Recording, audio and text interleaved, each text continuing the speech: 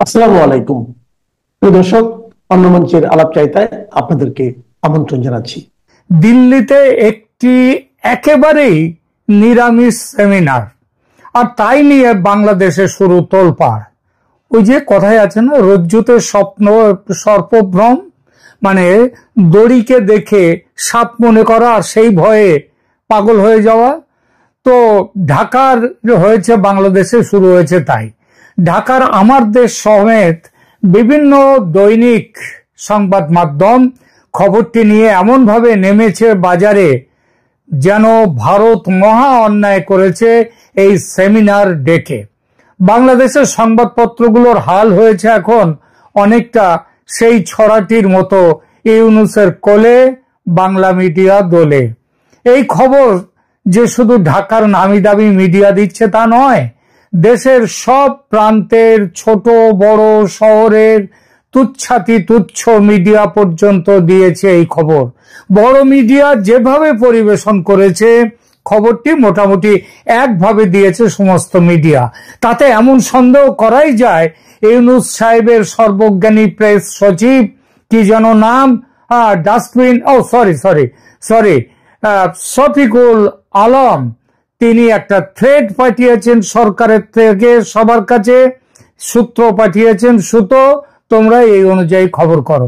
বিষয়টি নিয়ে বাংলাদেশে কি বলা হচ্ছে সেটা দুটো ছোট মিডিয়ার বয়ান উদ্ধৃত করে বলছি, তারপর যাব আসল ব্যাপারটা কি সেই বিষয়ে।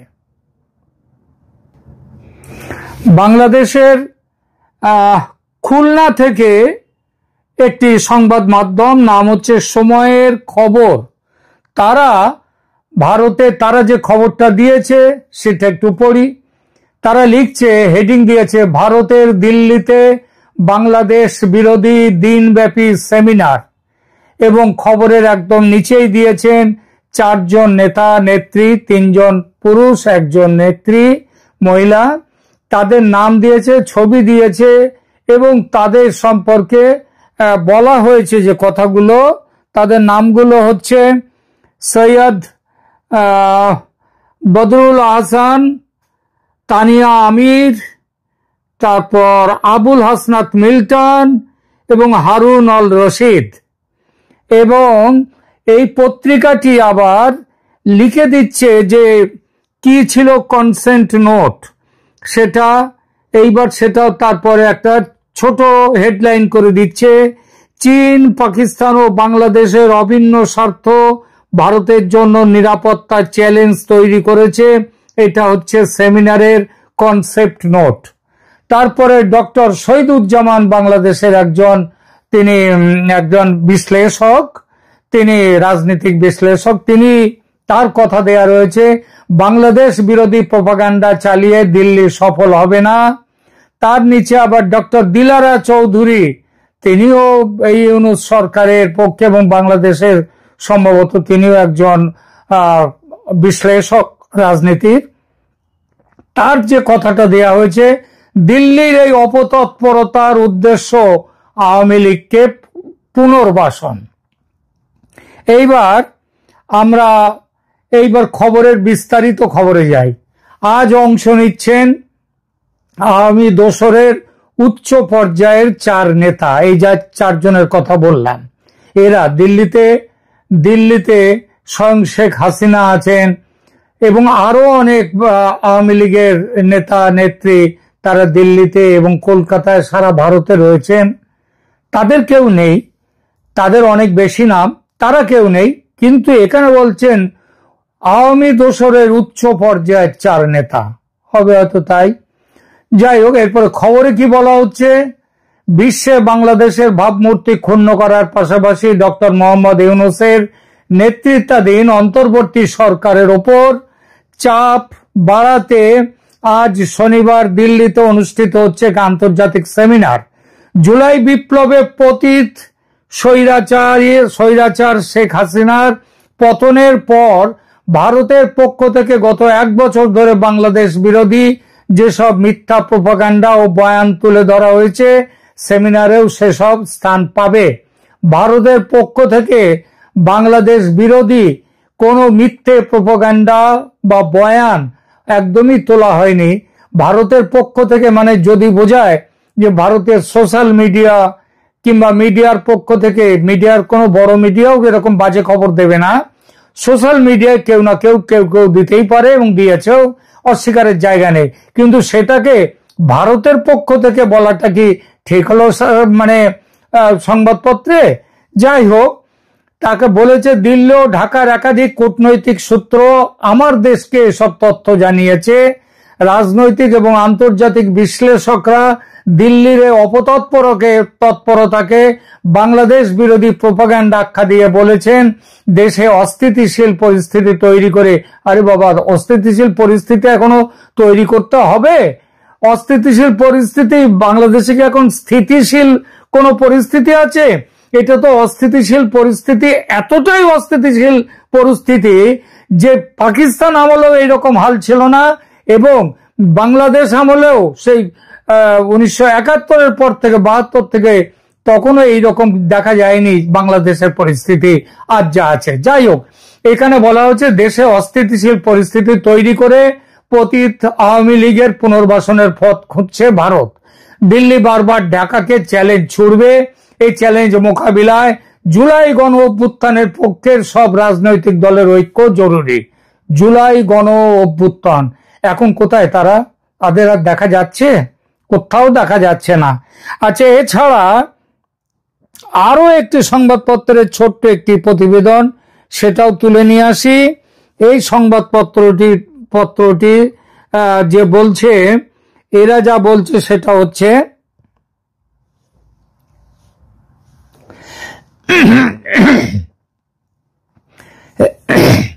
এটা হচ্ছে DUAA নিউজ, দুয়া নিউজ। এই দুয়া নিউজ এরা কি বলছে? এরা বলছে, এদের খবরটা একটুখানি পড়ে দিই। এদের খবরে বলছে ভারতের রাজধানী দিল্লিতে আজ শনিবার 6 সেপ্টেম্বর অনুষ্ঠিত হচ্ছে এক আন্তর্জাতিক সেমিনার, যার মূল লক্ষ্য বাংলাদেশের বর্তমান সরকারের ওপর চাপ বৃদ্ধি এবং দেশের ভাবমূর্তি ক্ষুণ্ণ করা। তাকে একটু পাল্টা জিজ্ঞেস করতে ইচ্ছা করছে, বাংলাদেশের বর্তমানে ভাবমূর্তি কি আছে? আর এই ভাবমূর্তিকে ক্ষুণ্ণ করার কোনো জায়গা আছে? এ তো একেবারে ভাবমূর্তির চূড়ান্ত অবনমনে নেমে এসছে, এরপর আবার নতুন করে কি করবে? রাজনৈতিক, সেখানে আরো বলছে, রাজনৈতিক ও আন্তর্জাতিক বিশ্লেষকরা বলেন সেমিনারটি ভারতীয় পক্ষের বাংলাদেশ বিরোধী প্রোপাগান্ডার প্রকাশ্য রূপ, যা দেশের রাজনৈতিক অস্থিতিশীলতা সৃষ্টি করে পতিত আওয়ামী লীগকে পুনর্বাসনের সুযোগ দিতে পারে। সেমিনারের শিরোনাম পরিবর্তিত পরিস্থিতিতে ভারত বাংলাদেশ সম্পর্ক। এটা মিথ্যে কথা, আমি একটু পরে বলবো যে সেখানে কি আছে। এটি আয়োজন করেছে দিল্লি ভিত্তিক think tank global strategic and defence news. অনুষ্ঠানে ভারতীয় সেনাবাহিনীর পদস্থ কর্মকর্তা, বিভিন্ন থিঙ্ক ট্যাঙ্কের বেসামরিক ও সামরিক কর্মকর্তাও ছাড়াও 4 জন বাংলাদেশি রিসোর্স পার্সন অংশ নিচ্ছেন। এদের নামগুলো দেওয়া হয়েছে এখানে। আবার বাংলাদেশি রিসোর্স পার্সনদের মধ্যে রয়েছেন সিনিয়র সাংবাদিক সৈয়দ বদরুল হাসান, লেখক ও শিক্ষাবিদ ডক্টর আবুল হাসনাত মিল্টন, আমাদের খুব পরিচিত মুখ। তার একটি ডক্টর আবুল হাসনাত মিল্টনের একটি রয়েছে, ইউটিউব চ্যানেল রয়েছে, রূপান্তরের সত্য, সেখান থেকে তিনি দেন, অসাধারণ ভালো বলেন, কিন্তু তিনি থাকেন অস্ট্রেলিয়াতে। জুলাই বিপ্লবের পর মরক্কোতে নিযুক্ত বাংলাদেশের সাবেক রাষ্ট্রদূত মোহাম্মদ হারুন আল রশিদ, ইনি এই সরকার ক্ষমতায় আসার পর পদত্যাগ করেছিলেন, এবং আইনজীবী ব্যারিস্টার তানিয়া আমির, তারা সবাই বিগত আওয়ামী লীগ সরকারের সময় সুবিধাভোগী ও ফ্যাসিবাদের সঙ্গে যুক্ত হিসেবে পরিচিত। আমার দেশ কিংবা এই সাংবাদিকরা, এই সংবাদপত্রগুলো, এরা হাসিনার আমলে কোন রকম সময় সুবিধা ভোগ করেননি। হ্যাঁ, তখন তো চেহারা পাল্টে দিয়েছেন, এখন এসে আবার ভবিষ্যতে পাল্টে দেবেন। তো এইরকমই সব মন্তব্য এইগুলো করেছেন। আরো কিছু মন্তব্য আছে, সেই জায়গায় আমি যাচ্ছি না। আমি বরং একটা জায়গাতে যাওয়ার চেষ্টা করি, সেটা হচ্ছে যে এই সংবাদ সম্মেলনটা, এটাকে সংবাদ সম্মেলন নয়, এই সেমিনার, এই সেমিনারটা কি বিষয় ছিল, কেন ছিল, আলোচনার মূল বিষয় কি ছিল, সেই ব্যাপারে এখানে যাই। এবার সেই ব্যাপারটাই এখন বলি। 6 সেপ্টেম্বর 2025, মানে গতকাল ছিল 7 তারিখ, পরশু দিন দিল্লিতে আয়োজিত সেমিনারটি India Bangladesh ties stronger than still শিরোনামে অনুষ্ঠিত হয়েছিল। তার একটু আগে ওই সংবাদপত্রে কি বলেছিল, সম্পূর্ণ উল্টো কথা। এখানে কি বলা হয়েছে, ভারত বাংলাদেশ আঁতাত স্টিলের চেয়ে, লোহা নয় আরো পাকা লোহা, স্টিলের চেয়ে শক্তিশালী। কি প্রকাশ করে এই নামটি? বাংলাদেশ সম্পর্কে খারাপ কোনো কথা বলে India Bangladesh ties stronger than still. আর এরা কিভাবে ঘুরিয়ে দিল? কারা করছে? সম্পর্ক খারাপ। এটি কোনো ভারতীয় সেনা অধিকারীর ব্যক্তিগত উদ্যোগ ছিল না, বরং global strategic and defence news GSDN নামের একটি আন্তর্জাতিক থিঙ্ক ট্যাঙ্ক এর আয়োজন করেছিল। জিএসডিএন এটা হচ্ছে ভূ রাজনীতি ও প্রতিরক্ষা বিষয়ে বিশ্বের 44তম সংগঠন এবং ভারতে এর স্থান 9ম। সেমিনারের প্রকৃতি মানে উদ্দেশ্য কি এবং আয়োজককারী কারা ছিলেন এবং অংশগ্রহণকারী কারা সেটা বলি। সেমিনারটি লেফটেন্যান্ট কর্নেল জে.এস. সোধি অবসরপ্রাপ্ত, তার নেতৃত্বে যে জিএসডিএন সংস্থা তার প্রথম সেমিনার ছিল এটা। এতে উপস্থিত ছিলেন mister colonel lieutenant colonel J S. Sodhi ছাড়াও, অবসরপ্রাপ্ত ছাড়াও সেখানে ছিলেন মেজর জেনারেল মনরাজ সিং বিশেষ অতিথি, বিভিন্ন অবসরপ্রাপ্ত প্রতিরক্ষা কর্মকর্তা, নীতি বিশ্লেষক ও একাডেমিক ব্যক্তিত্ব এবং কূটনীতিকরা। আলোচনার বিষয় কি ছিল? আলোচনার সেমিনারে নিম্নলিখিত বিষয়গুলো, এই নিচে যে বিষয়গুলো বলছি সেগুলো আলোচিত হয়। ভারত বাংলাদেশ সম্পর্কের ঐতিহাসিক প্রেক্ষাপট কি সেইটা নিয়ে আলোচনা। এখন অবশ্য তো মুক্তিযুদ্ধ ভুলে যাচ্ছে তারা, সুতরাং আলোচনাটা তারা করতে রাজি নয়, তাদের খারাপ লাগে। 1971 সালের মুক্তিযুদ্ধ থেকে শুরু করে আজ পর্যন্ত দ্বিপাক্ষিক সম্পর্ক কিভাবে বিবর্তিত হয়েছে সেই বিষয় ছিল আলোচনার একটা কন্টেন্ট নোট। এরপরে আগস্ট 2024 পরবর্তী পরিস্থিতি, বাংলাদেশ সরকার পরিবর্তনের পর উদ্ভূত পরিস্থিতি কেমন সেটা, এবং আঞ্চলিক ভূরাজনৈতিক গতিশীলতা, চীন ও পাকিস্তান বাংলাদেশের ব্যাপারে যেভাবে তারা কি বলছো এদিকে নজর দিচ্ছে, সেই পরিপ্রেক্ষিতে ভারতের ক্রমবর্ধমান নিরাপত্তা এর যে তার প্রভাব সেই সম্পর্কে আলোচনা। তাহলে এর মধ্যে কোথাও কি যুদ্ধের প্রস্তুতি বলে কোনো অভিযোগের কথা এর মধ্যে কি থাকলো? কিংবা এর মধ্যে কি আওয়ামী লীগের কিছু কোনো কথা থাকলো? হ্যাঁ, এখানে আওয়ামী লীগের 4 জনকে, যাদেরকে অনলাইনে, তারা কেউ আসেননি, তারা অনলাইনে যোগাযোগ রেখেছেন এবং অনলাইনে এগুলো দেখেছেন এবং অনলাইনে তাদের কেউ কেউ হয়তো নোটও দিয়েছেন যে তাহলে যুদ্ধের প্রস্তুতির অভিযোগ কিংবা বাংলাদেশে আওয়ামী লীগকে নিয়ে বসাবার জন্য ভারত যুদ্ধে নামতে যাচ্ছে, এইসব কথা কোত্থেকে আসছে? এই অভিযোগটি সম্পূর্ণ ভিত্তিহীন। তবে প্রতিরক্ষা প্রধান যে বিবৃতি দিয়েছিলেন 9 জুলাই 2025 তারিখে জেনারেল অনিল চৌহান, তিনি বলেছিলেন যে চীন, পাকিস্তান ও বাংলাদেশ তারা 3 জনের স্বার্থ সমন্বিত হয়ে বাংলাদেশে এসছে। সেটা 9 জুলাই 2025। সেপ্টেম্বরে সে চেহারা পাল্টে গেছে। সেপ্টেম্বরে চীন ভারতের সাথে এসেছে এবং সেটা 6 সেপ্টেম্বর যেদিন এই অনুষ্ঠান হয় তার আগেই এগুলো হয়েছিল, এটা আলোচনার মধ্যেই আসেনি। এছাড়া পাকিস্তানি হুমকি, যেটা 4 আগস্ট 2025 তারিখে পাকিস্তান সেনাবাহিনীর ISPR এর ডিজি বলেছিলেন আমরা পূর্ব থেকে শুরু করব, যা বাংলাদেশ থেকে ভারতের বিরুদ্ধে যুদ্ধ শুরুর ইঙ্গিত। এবং এই পরিপ্রেক্ষিতে ভারতের কিছু সামরিক কার্যক্রম কি করেছে, কি করা উচিত, এই নিয়ে আলোচনা।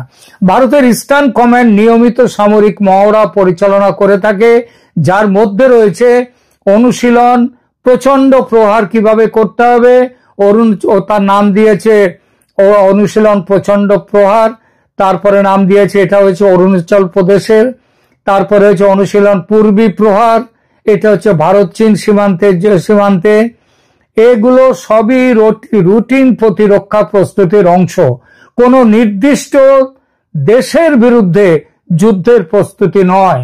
সুতরাং এই অপপ্রচারের উৎস ও প্রকৃতি মিথ্যা তথ্য প্রচারের প্যাটার্ন, এটা বাংলাদেশে আজকাল খুব দেখা যাচ্ছে।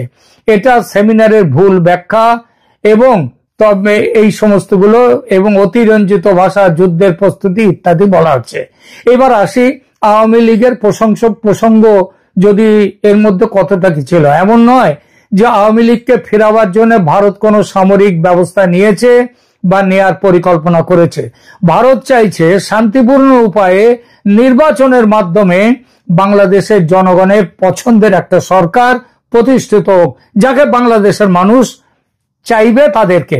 আর তোমরা আমেরিকার উস্কানিতে, পাকিস্তানের উস্কানিতে আওয়ামী লীগকে বাদ দিয়ে নিজেদের মতো একটা আমেরিকার দালাল সরকার, পুতুল সরকার প্রতিষ্ঠা করবে, এটা ভারত মানবে না।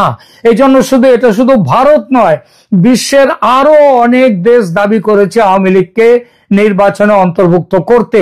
এটা বাংলাদেশের ইউনূস সরকার এবং অন্যরা চায় না। নিশ্চিতভাবেই বলা যায় আওয়ামী লীগকে বাদ দিয়ে নির্বাচন করতে হলে সে নির্বাচন করতে দেবে না ভারত। কারণ বাড়ির পাশে ওই যে সমস্ত জঙ্গি সন্ত্রাসবাদীরা, মৌলবাদীরা, ওরা ওখানটায় কালসাপ হয়ে ঘুরে বেড়াবে, সেখানে সে দেশে কালসাপের চাষ হবে, এটা কেউ চায় না, ভারতও চায় না।